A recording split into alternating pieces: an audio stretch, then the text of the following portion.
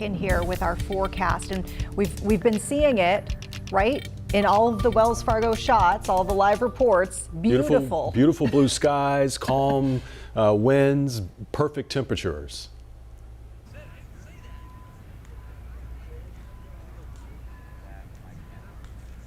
Yeah, absolutely picture perfect out here, guys. We had wall-to-wall sunshine today, and as you take a look at our Mr. Sparky Carolina camera network, doesn't matter where you are in the Carolinas, you saw all this blue sky and some puffy clouds at times, but now we're seeing some of those wispy clouds moving across the sky. It's just been a beautiful afternoon, but this is the talk of the town. This is a system off to the west. You see this system, it's right here in the middle of the country.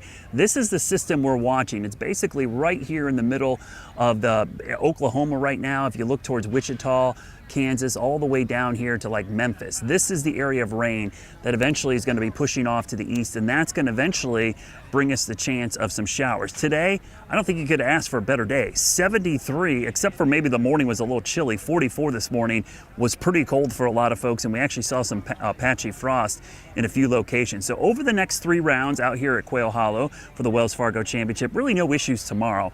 Just a few more clouds, maybe not as much sunscreen needed tomorrow, but you still need it.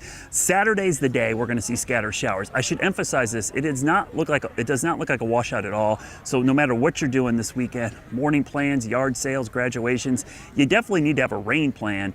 But if you can dodge the raindrops, it should be okay by the afternoon. Sunday, even though it's a 20 to 30% chance of showers and storms, some of it could be lightning. And lightning is always one of those things we worry about for outdoor activities, because lightning can travel 10 to 15 miles from storms. So a lot of outdoor venues like here at Quail Hollow, they'll use the 30-30 rule.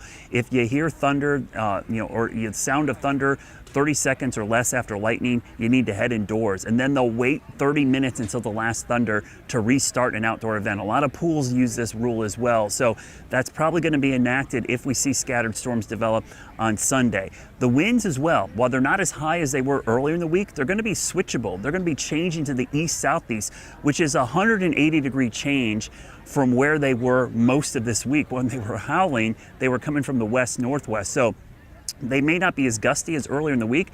They certainly will be from a completely different direction when the guys were practicing, and obviously had the Pro-Am on Wednesday. And even today, the winds were out of the northwest and light. But Saturday, we'll watch the clouds increase as soon as Friday afternoon, and then the scattered showers move in Saturday morning.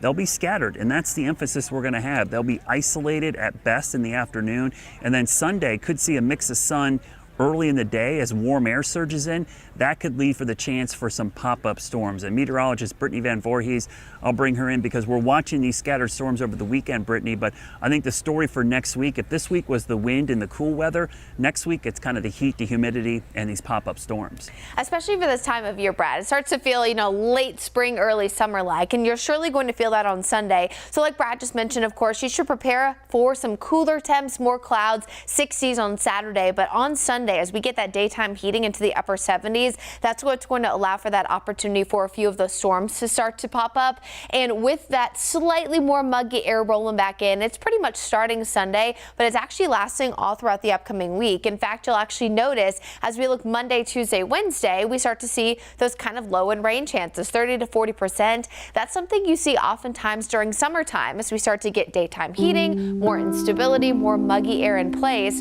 So we're kind of starting to see that pattern shift in as we head through the early half of next week. You can also clearly see reflected in our 7-day forecast that the temperatures do get a touch warmer. Now, we do expect that warmer air is going to continue actually even into the extended 10-day forecast, but just be prepared, right, that we are going to start to kind of shift into a slightly more muggy, slightly warmer pattern through early next week. So you'll likely need that umbrella handy at least at some point over the next 7 or so days. If you want it to be a little bit cooler, Saturday's your day, but the best day of the weekend at this point does look to be Sunday, and we'll keep a close eye on that opportunity for a few storms.